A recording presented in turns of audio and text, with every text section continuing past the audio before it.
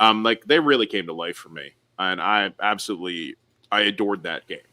I'm really sorry. Like we were supposed to record that game as a test, to see if we, what we could do what we could do with a podcast, and Oh, wait. We have somebody coming in, and by the way, I want to apologize to everybody. For some reason, we didn't go live initially. I initiated that about 20 seconds ago, so my part got lost. But we're talking about Tyr and aliens and his character, and somebody else is here. It's Chris Chavera joined us. Yes, the revolution. LC. Down with Matt. Down with Matt. Yes. Your baklava is very, very manly. It's tied in your head. Jesus Christ. I'm gonna take this USB cable and make a little noose out of it for Matt. That's it. Yes. We'll string him and his power behind the throne, El Nathan, and we'll string them up. We're coming for you next, El Nathan. Yes, we're coming through you next. Hide in your little sound hole. Yes. Jesus Christ. This is the best. I'm scared. You know what? We should just have an interview with this the whole hour. Yes. Well, we have noted podcast revolutionary Chris Chavera, LC, has joined us, and will you want to explain your philosophy and podcast to us? Myself and Mr. Tiff talking a great deal about your exploits. Well, we hate PowerPoints. That's pretty much it, really. Really? It's true. And we don't like we don't like to be restrained by sensitive editing. Yeah, sensitive editing, PowerPoints. Too much. We will cut that, and that's against the Geneva Conventions. Oh yes, Madness. Yes, stuff like that. Like, once again, Sean, you said something about the Holocaust that's offensive. Like, what are you talking about? I mean, I think anybody who's listened to our podcast for long enough, especially if they listen to Sex, Drugs, and Rock and Roll, knows we really dance the fine line when it comes to are we the bad guys? Are we the bad guys? In some games, we're the bad guys. It's all subjective. Yes. Jesus Christ, man.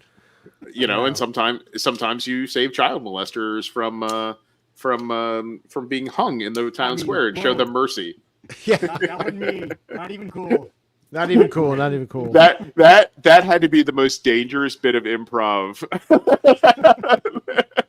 I save him. I'm gonna be heroic. He was like, "Oh, that dude molested children." Matt totally got me. So the setup for everybody is they're going to execute the prisoners, and the Coolgrim of the Lost Shire is a barbarian gnome, but he's chaotic good. So he sees this as lawful good oppression, basic, for lack of better words. By the way, his IQ is like 7 in D&D, so he's just slightly below, or 8 or something, I think. So he runs up there and stops and gives this great speech, and they get done, and the princess comes out, and we get done, and these guys are like, thank you so much. And then it rolls into, did you read the sign? And I'm, what are you talking about? He goes, he was a child molester. He got arrested. He was going to be executed for molesting a child. And he goes, and Pogo goes, I can't read. And then it just rolled on. And the guy had run away. And I was just like, I think the look on your face when that was thrown out there, like, because again, that wasn't planned. That was the guy wasn't a molester until like 2 seconds into it.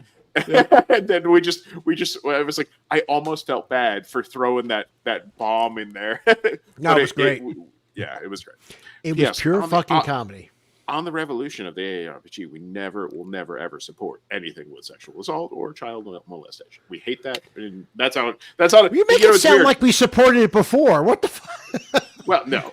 It's I mean, look, it's in the regime before. We have we take no responsibility for that. We had no say. We had no voice.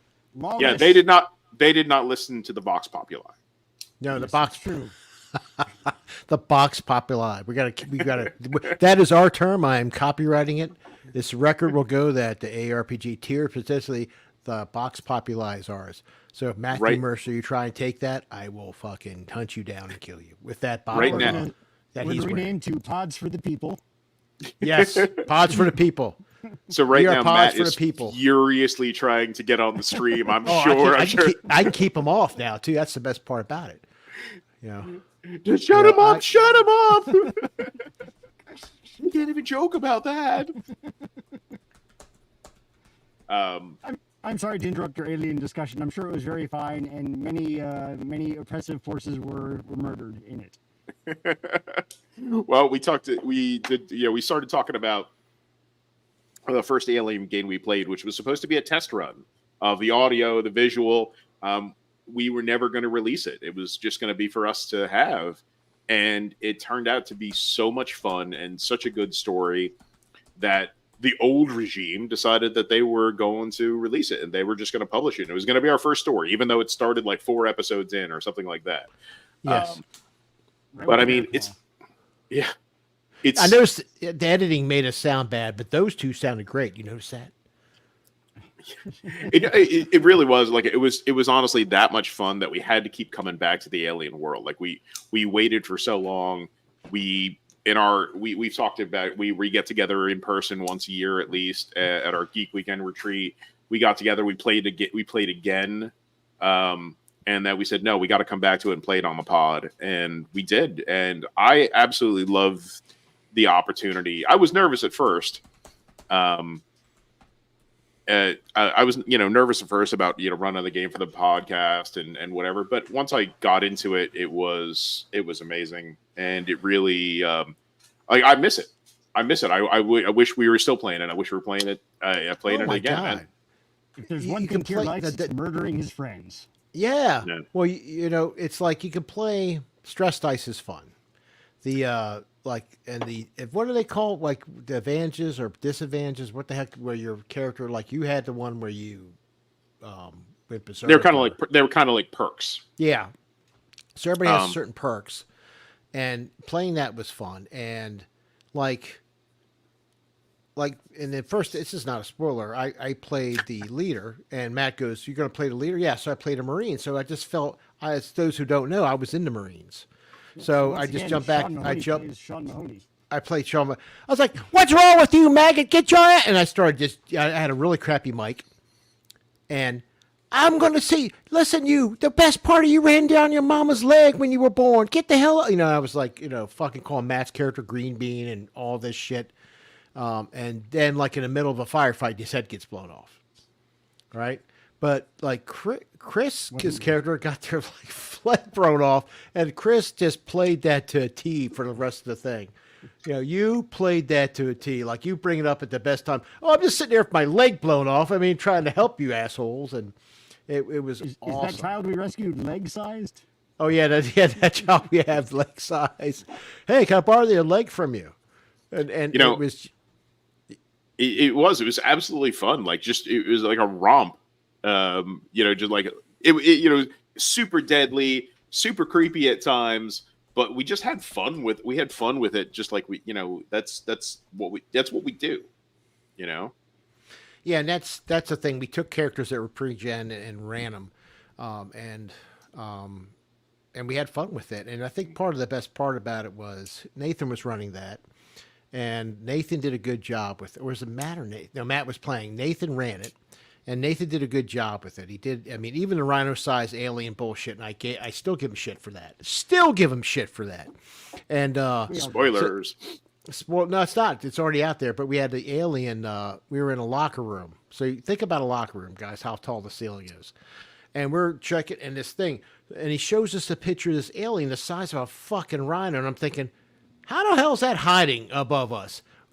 Tell me how that thing's. And I was pissed. This thing had stealthily dropped, and we all thought we were dead, but we didn't die. We almost did.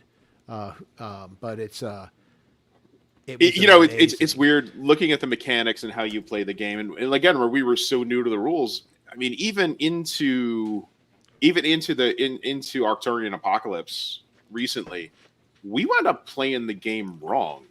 Yeah. And we found this out. We found this out really recently because I was out. I ran an Aliens one shot for a couple of friends, and I'm looking closer at the rules, and a big thing is that when you panic, when you make a panic, anything you're doing automatically fails. And whoa, really? Yeah.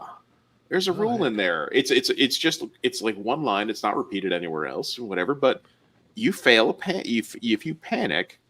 That means it's Yeah, and that's right. And David's right. But I think the way we were playing it made it a little more fun and viable, because think about how much panic we went through as a group in the first game, in our apocalypse. We were panicking every other minute. We had a character. Do you remember Tony's character? And I won't say which game. Every time he rolled, his panic dice increased ours. Yes. And then his went away, and we still had ours because he did something, and we were all pissed and panicked out. So could you imagine if all of that panic, just none of those rolls counted? You know, like every time that happened, everything would have been a fail. Even when you're like holding it together, it still would have been a fail. So yeah, like it was. It was I think our house rule. I think it's honestly a fun way to play. And I think we continue it if we do it again. Honestly, we'll have a discussion about it and we'll talk about it as a group. But I liked it. I liked the way it came out. No, we are in charge now. We'll do what the fuck we want. The group is the three of us. New game every week. New game, God. Session zero. We've made a lot of characters, but we haven't made a lot. Shut up! That's the talk of the oppressors. Don't forget, we'll have Sherman Malcolm. Oh yes, Sherman Malcolm. To Shumash Malcolm. I can't even say it. Kubo's probably gonna try carpetbagging. Like he's just he's from Jersey. He's gonna come down and try and sell some freaking some Taylor ham. Hey guys, I got this new meat called Taylor ham. Like what? It's ham. What the hell? It's Taylor. It's this weird slimy ham. What? Go ahead. No, go ahead. I think you hit a lot on the head. I mean, as a player, and Chris can comment when he does. If you can get out of your revolution talk for 5 minutes, Chris, you're really pushing a little heavy there. But as a player, I thought it was really, it's exciting because the dice rolls and getting the aliens, the face huggers. We used to get, and then you get to roll the stress and see what your stress is, and that adds that edge to it. And you can push a roll and add stress die. You can put yourself in the hole, so to speak, and just that game was on the edge all the time. And the best part about it is you can choose to add stress dice if your interpersonal relationships with your characters, the other players, aren't good. You did that. Yes. Yeah. Yeah. Every time Matt's character caused your character a lot of injury, would start to talk. Chris would go, I take a stress dice, and would add a stress dice. And we thought that Chris was kidding until he rolled and we saw all the stress dice he added. And Matt's character had an ability to reduce stress by bantering. So Matt would get on there and Matt's character would start to banter. And I was just tired of his shit. Yeah. So you'd click off the mic so you wouldn't reduce any stress. And it just, but it was great. It was excellent role play, man. I loved it. I love that we took what was basically just an outline of an adventure, in the Colonial Marines Operations Guide. It made it into a great story. Excuse me. No, you're fine. Like in the Colonial Marines Operations Guide, they have a number of stories that you can play in any order. They do actually all relate together, and they do work. You can work it into a bigger story. You can do you can make it into a much larger campaign. But they give you a framework, not in terms of you go to A to B and C and D, but see, like I've talked about this before on the podcast, and I think I talked about it a little bit after. For one part, they have an underground section where you go through tunnels and caves. I don't want to give away too many spoilers if you haven't listened, but instead of showing you a map and telling you whatever, they have a random section generator for the caves where you roll, and it tells you what you might encounter, what you see, how the tunnel turns. And I took that started it based like that, and then I based it off some spelunking experience I had in the past. And I tried to blend it into a really vivid description of what they were going through, how caves work. Because, a lot of people just think a cave is just a tunnel. You go through the tunnel, it gets bigger, it gets smaller, and that's it. But the way these things work, there's many different levels. Some, where stream beds drop down, they go and they leave it. They might that tunnel might go on for miles and might get cut off. You might have to back around. There's other ones that will drop vertically down. Several different levels. You have no idea. Some are completely submerged. And if you don't know where you're going, you are the furthest away from help on the planet you could actually be, or any planet. Consider this was Arcturus. The ability to get, the very real possibility of getting trapped or whatever is something you have to deal with really quickly in your head. And so there is stress, and there is, there can be panic. I remember being in a cave, and now this was years ago, and I was in better shape. We were 6.5 hours, I think, into the trip. Only 3 of us, and we get to the end, and we can see the end of the cave where the exit is to get out. And there's a little bit of light, and there's this black lake. And the tour guide, now we didn't know anything about this cave. We didn't have a map. We just had him, and he knew where he was going and whatever. He's like, "Oh, good." I'm like, "What do you mean, oh, good?" and he goes, "Well, sometimes when it rains a lot, this fills up really, really high. So you have to float on your back with a couple inches of air, and you sort of have to bob down. You have to, if you don't get it right, you'll hit your head and you'll go under. You'll get confused and you don't know where the exit is. It can be a little stressful." I'm like, "A little stressful? You think that you have to go blind trying to aim for an exit that's, I mean, and this exit was no bigger than maybe four feet in diameter, maybe. But when you're talking about a massive, like a massive, underground lake and stream, and it's completely pitch black except for the little part of the opening that's above the water, because part of it was submerged. So you're not even talking about a 4-foot, diameter hole at that point. It's even less. Could you imagine trying to look for that in the dark? In a completely pitch black, ice cold lake with, you don't know how deep it is, and you don't know where it runs and where there's an exit. A lot of stress. So trying to convey that into a game was a challenge. But I mean, I hope I got some of it right. And it was a learning experience for me and how to describe that. I mean, Sean, you tell me. Did you guys like the part in the caves, or? Well, I thought the part in the caves were good. You did a very good descriptor with that. It's interesting is what I will say is, just a second, I gotta check something here. Oh yes, we Chris Tavera, I just want to let everybody know. Yeah, back there was an assassination attempt, and he had to go to the Alpha site. They had to go to the Alpha site, and they're safe now. As you see, they've had to mask their appearance because the hosts are trying to get them. But with the gaming style, I thought you did was great, and you can use, and it goes into something different. So Nathan and Tyr have two. If you listen how Nathan does stuff and Tyr do stuff, they have a little beautiful and dangerous. That's true. They have different styles, and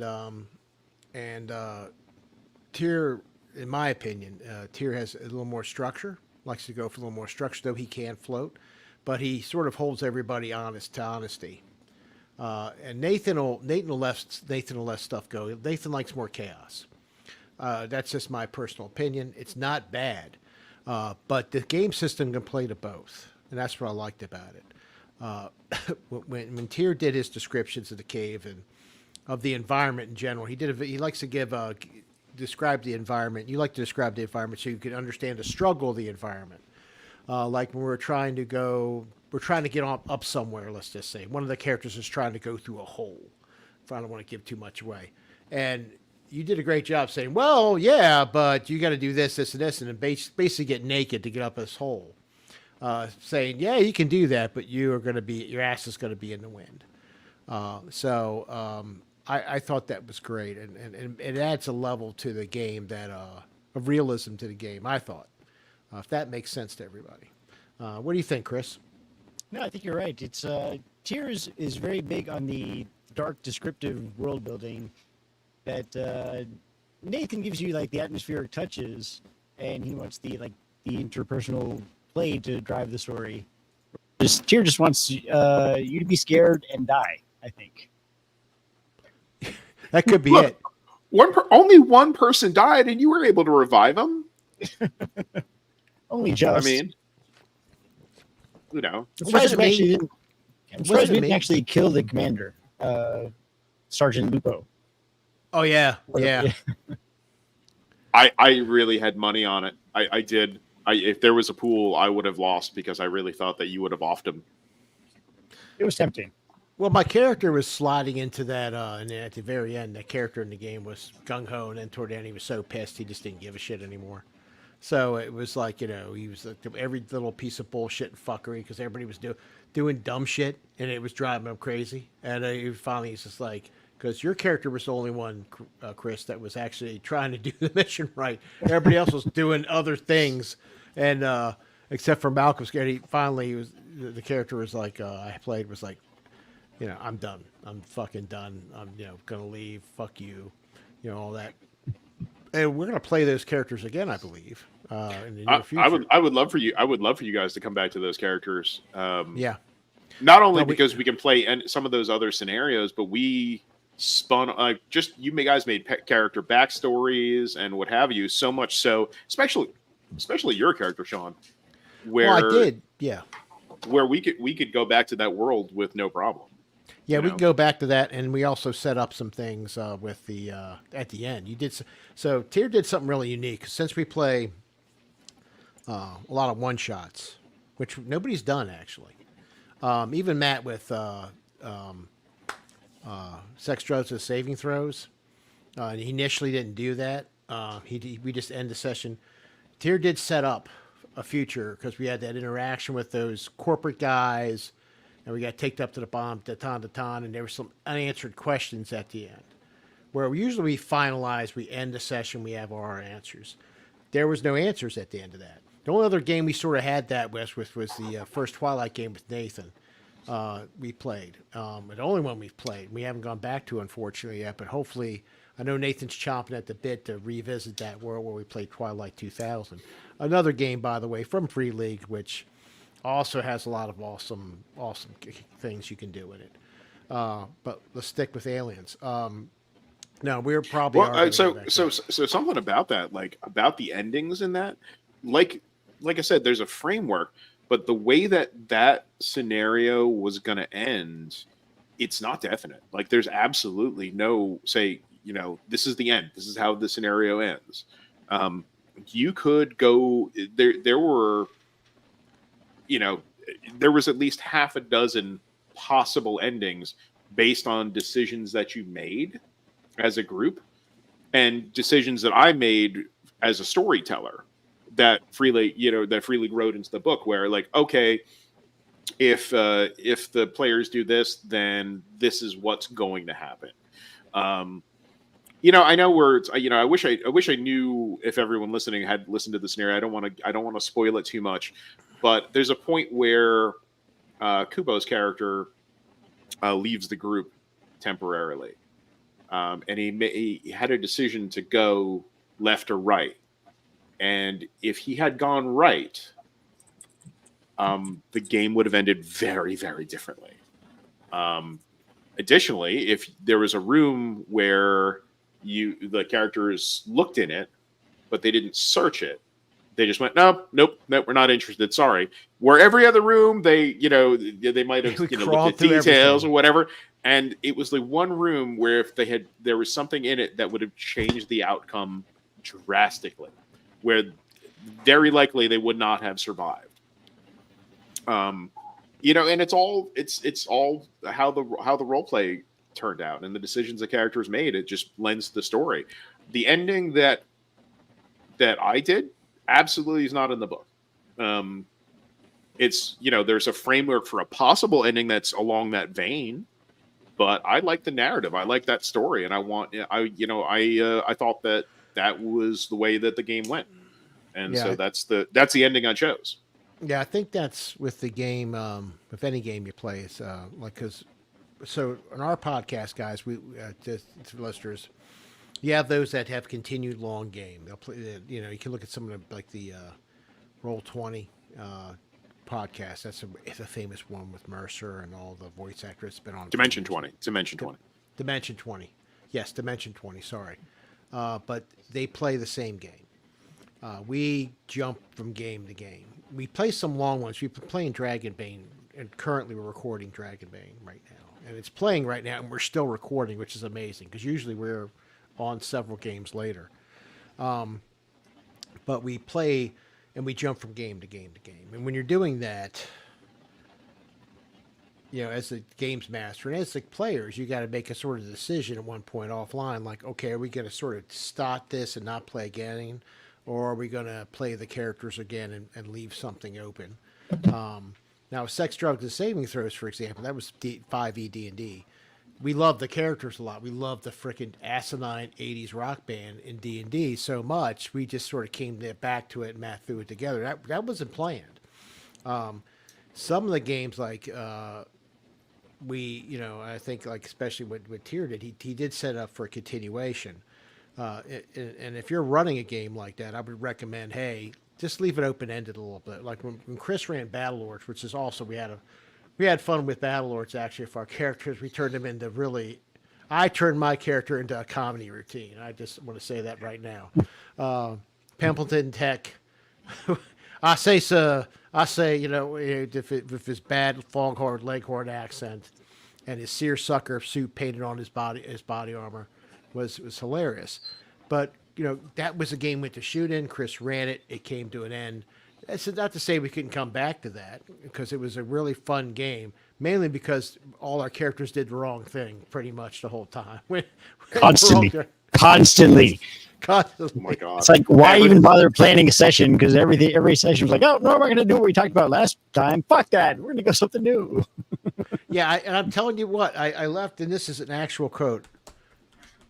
I was gone for one. This is when I was consistent, and there was a period when I wasn't consistent because I'd started a new job.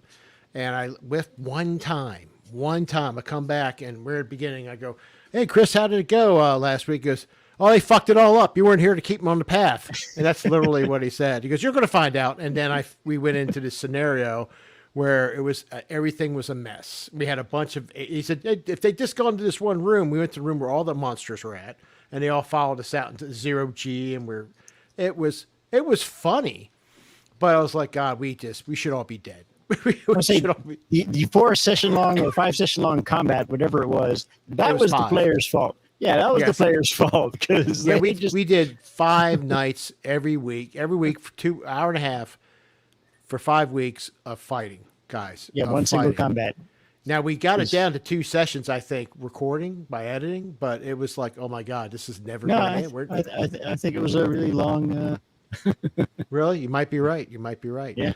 But anyway, I think that's something, and I don't know how you guys think about that, but that's what I think. I think when you're podcasting or even any game system, it's something to think about. If you're going to do, if you really enjoy what you're doing and you want to extend it, leave it open and come back to it. It doesn't, longer campaigns have their joy. Longer campaigns, you can build your character and you get attached to it and it grows. Depending on the game system, if you're in a more lethal game system like Aliens, you might not stay with them long, I found out. But if you're like D&D, D&D is very forgiving, right? D5e, you can revivify and wish, and Games Master can make characters come back and all. It all depends on what you want to do. So it's something to think about. There's a bunch of free league games like that. Like I played The Walking Dead. Yeah, I haven't played that yet. I wanted to.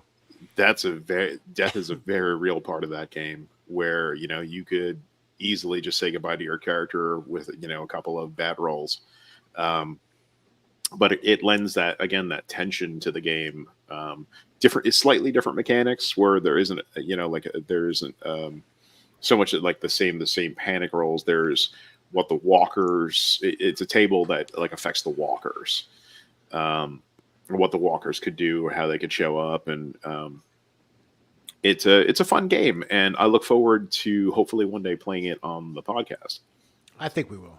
I think it's just a matter of, host Carl says it's awesome. So that's another vote.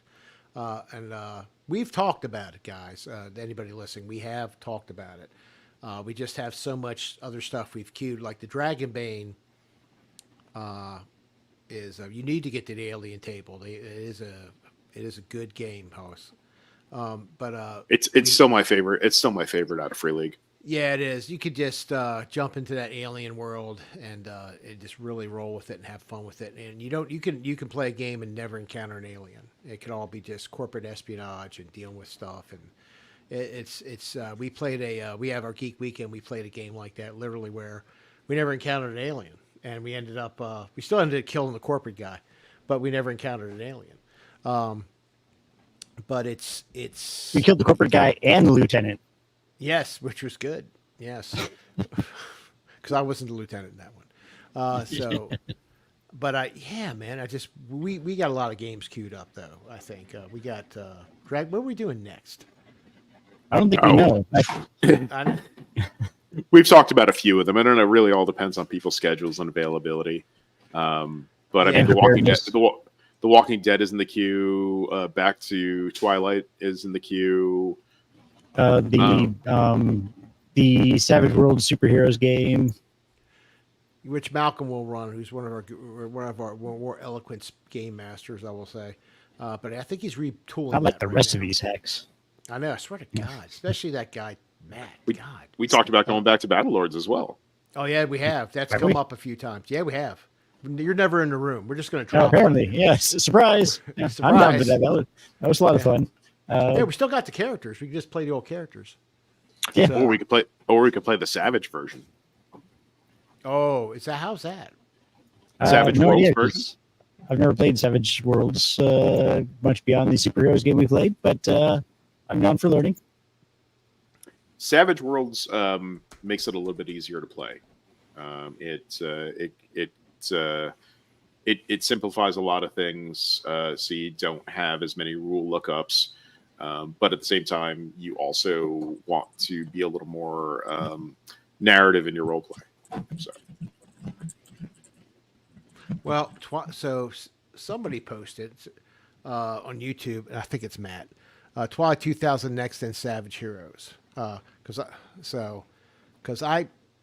Just so you guys know, I'm logged in. Since I'm logged into this, it posts me as also what Matt normally posts. I got the handle.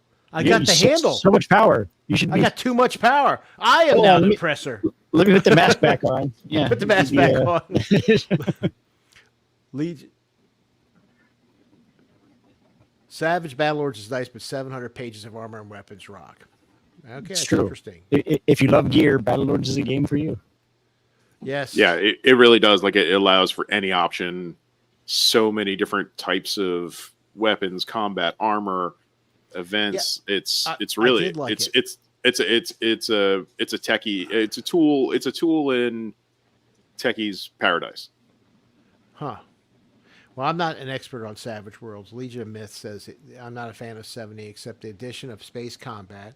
I played 4th and 6th, prefer 6.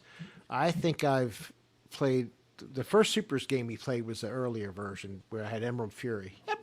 And that one was probably 4, I want to say. I don't know. It was a few years ago. I don't know. We did just finish playing Coriolis Live, which you can catch on YouTube, the past games, which was also an interesting game system we just played. That was a fun game. I got to yeah. admit, Coriolis, Corleones. Coriolis. I like Corleones. I like Coriolis. So that's a version of a game that became very different in the updates. Well, you know what's funny is like, of course, all the stuff happened when I couldn't make the last session, but we got to have a big meal. I know that. But anyway, at the end, I got to listen to. I was camping, everybody, but I'm listening, and I got to see Tyr's awesome exit, and the surprise and the role with what happened to him was when he just basically disappeared. But the hook, guys, was he ceased to exist everywhere.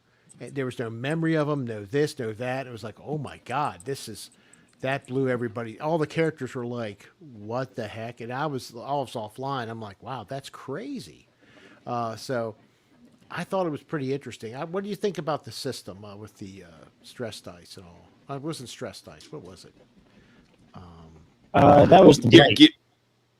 Yeah, there's the blight and the gear dice. The way gear dice. Yeah, the gear dice. Yeah, the blight was interesting, right? At one point, my character was snorting it, but I thought my character would be the one who went from it. Something to the blight, and Tyr just jumped way ahead and just boom. Thank you. No, I really enjoyed how Coriolis played. I really would like to play the precursor games to it. It kind of reminds me a lot of how Death in Space played. But I think Death in Space was more, we made it more farcical. And Coriolis was a lot more serious. And both are fun, don't get me wrong, but. Yeah, it's, yeah, Chris, by the way, your mic is started we're getting like a popping on it, just so you know. Oh, okay. Let me see if I can do anything about that. Yeah. Yeah, no, Coriolis is a game I think that would lend to a larger campaign as well, really well. I think that we could have some real fun playing with that over time. You know, it's there's a lot of lingering things in there, which goes like with, you know, there's a lot of games like that too, like lingering effects that would make the gameplay more rich and more fun, I think, for as time went on. If you don't, you know, dissolve yourself in the first game. As can happen. Yeah, that is cool. Dissolving yourself in the first game. I mean, that's almost like getting your head shot, like in Aliens in the middle of the game. Those sudden endings are sort of have an artistry to them, you know, that really set a tone. Well, I mean, look at the way, you know, you're in space, you're living in a ruined city. You're in a ship that became a city. That's the last hope of humanity. Yeah. You know, there's ruins, and you're delving in like what is effectively a 1800s pressure suit. There's like, so much like, flavor. It's like a steampunk Babylon 5, some sort of weird, almost Dark Sun-ish thing about it, you know, for lack of better words. This weird Dark Sun mosh of, yeah, and it's pretty cool. And I gotta admit, I do. I gotta do the. We'll probably do something like that again, like in 5 years. But we'll probably do something like that again. Well, I mean, that's the problem. That's the problem with I know with a lot of people is that there are so many games out there. There's so many options. Oh shit! Just a second. Wait a minute. Something's trying to break in. Some sort of darkness is trying to get into the podcast. Oh shit! There it is. Get him. He's back. Your baklava back on. Damn it! Pods for the people. Yeah, I couldn't help but drop on. Yeah, so I know you guys were talking about Coriolis. Hi everybody. Matt here. Sorry, it was running late tonight, but Sean has been a fine host. I see nothing's on fire. There's no smoke. I haven't received any angry tweets from the FCC. Well, those might be a little late in coming, but they'll be coming. Buddy. Listen, we are. I'm going to tell you what. There was a little mishap in the beginning, Matt. I hit the icon. It didn't start live. I went through this nice explanation, and Tyr started speaking. Then it went live. So we got all Tyr stuff, but I missed the first 2 minutes of my explanation of what we were doing tonight. So I did okay, but I think but everything else has been going fine. So, and now I can, when you guys don't show up, me and Tyr can just take over and run a game. So that's our decision. So there we go. Yeah, all the time. Yeah. But anyway, well, so I'm excited. I have a little news. So we're gonna have I know you guys know Nathan and I are heading to Gen Con another week or so. But in August, we're gonna have a guest star on Leftovers, so I'm very excited about that. Oh, he's back! To... Get him! Nice. Viva la Hi, brother. revolution! My brother. Revolution! Comrade. Down with that! Down with that. You are the face of oppression. Oh my gosh, I was not expecting that. That's what we started with. That's Oh my and gosh. that's why it'll work. The element of surprise. So Hey, so how long does it take before your face starts to melt? Like, I think I was on like 10 minutes. You were on Yeah. like 15. You did almost 15. I tried. I could only wear that. I could only wear that bunny for like 10 minutes. It was brutal. Hey, hey lads, and just for a second, I don't interrupt you too much, Matt, but I am actually going to drop off here for a second. I gotta take care of something. Of But course. thanks for the opportunity to let me talk about aliens and let me talk about Coriolis and a whole bunch of other things. And it's been great. So have a great night. Thanks a lot. No problem. Enjoy. Maybe we'll see you later. Maybe we won't. So yeah, Matt, we're going to do. So you were saying we're going to do Twilight again. That's going to come. We're going to do Twilight 2000. Nathan's going to run a continuation of the story that we originally ran out. So it'll be same characters and everything. It'll be after the events at the college. So I think then Malcolm's going to run the Supers game that we talked about last week. So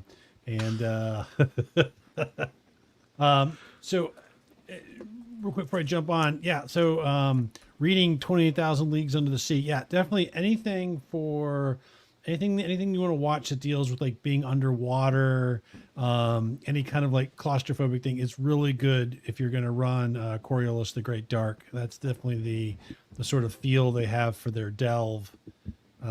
So that's definitely it's a good way to start getting yourself in the mood for that kind of that story.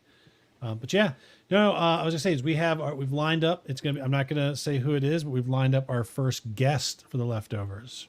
It'll be in mid-August, and so that'll be nice. And so did you put this with the box populi, whatever the fuck it is? What is that? Chris, It's the new podcast. Yeah, it's the new podcast. Pods for the people. We're done with your PowerPoints. Yep. Box So populi. did you run it through the council? You have Not not run it through the surprise council? guest. You're exerting your executive authority. That's how this whole. We will not be oppressed anymore. Yeah. Well, yes. So yes, I did. I reached out to somebody and Mute him. and That's I'm muting him. That's it. You're muted. You're not talking to him anymore. No, that's fine. No, I have an idea for a guest for the talk show here, the talk podcast. Yeah, Chris is. I think it's Chris's connection. It's not his mic. So he's getting some sort of feedback, unfortunately. you have like a gnawed cord or something. Yeah, something's crimped or something. You know what it was? It was like, you guys were trying to mute the voice of the people, and he fought through it. He's just putting through. No, but possibly involved. Chris's technical difficulties involve rum, guys. Yes, I will put that up there. But I was talking something I do want to say to everybody. So if there's a night, usually when our game master bails for some reason, we don't have a backup plan. Yeah. We are going to probably use this format to just run a live session for a short game or something. Because I actually, those of you who didn't missed it, I ran a game, sort of. It was going to be this game. But the entire cast What game is that? For all those yes, people I'm who sorry. can't see shaky papers. Moon-based Blues. So this is a mothership based on the Mothership game system, and it's very simple. And it's like if you ever need something very simple, it's literally the whole the whole thing is two sides of a piece of paper. That's a whole module, and you have characters. The characters are basic, and you can run with it. It's pretty interesting. We are going to do that eventually. The night I was supposed to run, we had surprise guests for our anniversary that Nathan included. Yeah, Nathan and it fucked was, it up. yeah, no, it was good actually. It was fun because I love he fucked both it the. Yeah, Talk about a podcast takeover. Yeah, it was Ben from Pink Fohawk and the Dork Day guys, right? And they just jumped in, and we had a good time talking. Actually, we had a really good time. It got out of hand, actually, but it was a good time, and we really enjoyed it. So that's the plan. So we will always have something going during the week, one way or the other. So I saw the comment about not sure I agree with Free League. Whoops. I'm trying to pull it up. We're both doing the same thing. With the Free League setting and lore, The Walking Dead just watches. So I can tell you, at least for me, when I was reading through the Walking Dead, like I've kind of got an idea for a game that I don't know if I'll run for the podcast or for Geek Weekend or something, but it throws the Walking Dead, not really the lore, but the setting. You don't have to use the setting. So the game that I have is zombies, but not in the Walking Dead timeline, not anything like that. But it was still, it's a pretty cool system. But you can make it your own. You can set it anywhere, when you want to do, which is actually interesting because I saw somewhere I reached out to Nathan about crossover stuff before about like, well, what if you did Twilight 2000 and crossed it over with zombies or crossed it over? Yeah, we did that. We did with Alien and stuff like that, right? And so there's actually, I don't know the name of it, but I need to listen to it. Somebody's actually done that. There is a podcast or something out there I saw on YouTube. Just haven't had a chance to listen. That is a Twilight 2000 zombie apocalypse thing. So I got to try to dig that up. So yeah, the rule sets are there. They're a great starting point, and you're right. You do not need to watch the walk. You could have never seen if you watched George from any of the Night of the Living Dead, or one of my favorite was what was the one? It wasn't the Night of the Living Dead series. It was the other one that came out later. It was kind of a comedy. Brains. Yeah, Send More Cops or whatever. Send right? More Cops. What would that? You couldn't kill them at all, right? Like No, you couldn't, 'cause they were- It was That was Return of the Living Dead. Return of the Return Living Dead. Yeah, that was a great set. The premise of Return of the Living Dead is some guys go into a mortuary, and the guy's storing these things for the U.S. government, and they break one open, and it's a zombie. But it's a government experience zombie, and all the traditional stuff to kill a zombie doesn't work.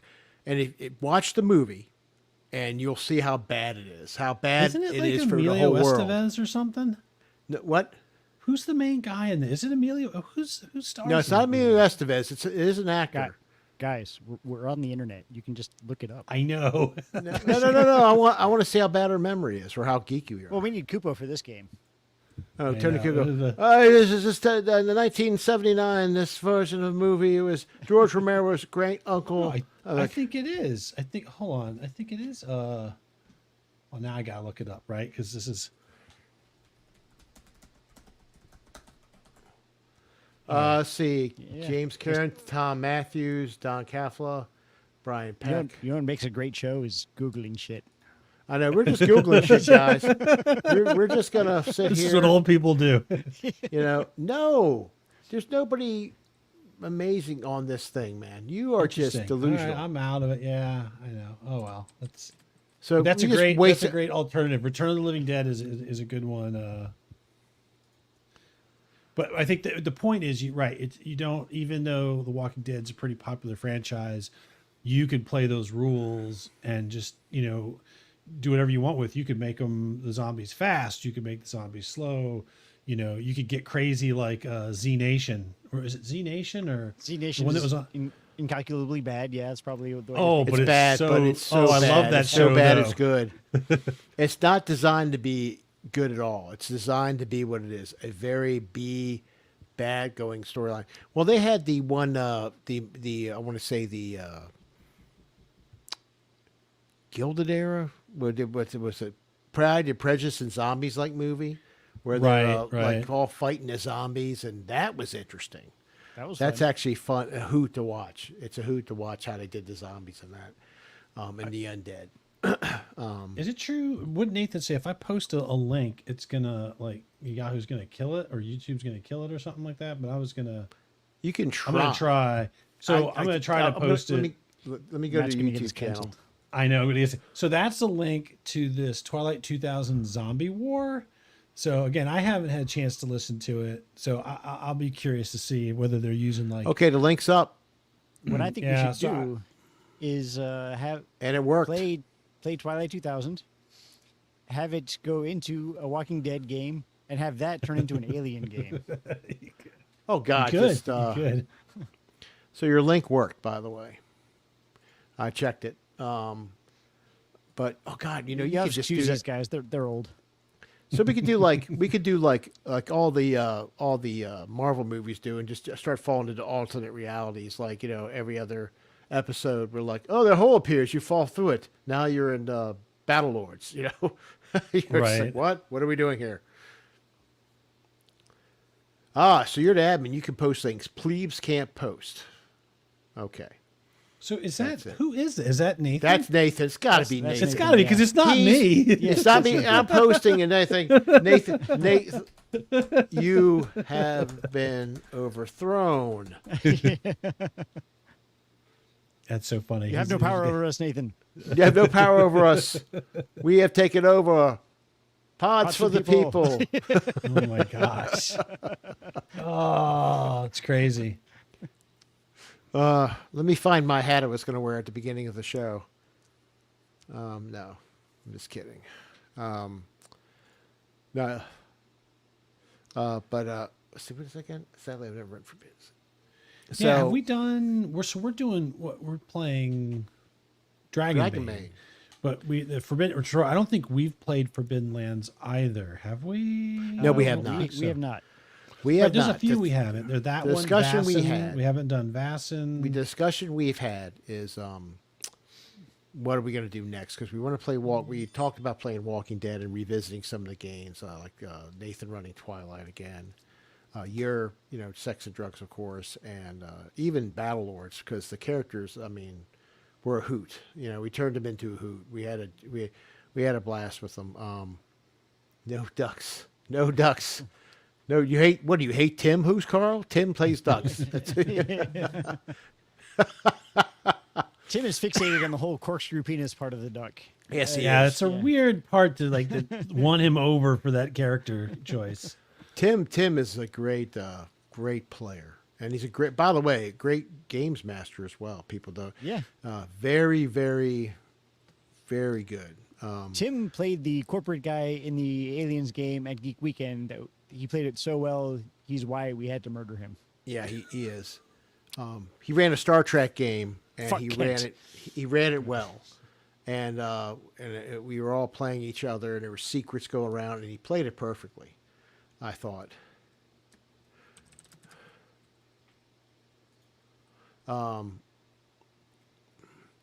Wife beckons. All right, take care, Legion of Myth. Take care. It's good to hear. Yeah, Good- thanks for checking us joining out. and I appreciate it. You sticking around. I know Tears the main draw for our show. Chris, we can see your face. We're working on that. All right. There's It's going to be the most widely retweeted thing it for the is. next 24 hours. Like, Now who's you- Taylor Swift? I don't know. I'm too busy looking at Chris's face. And then I'm going to get called back into the office and say, hey, I That's told you right. not to do that.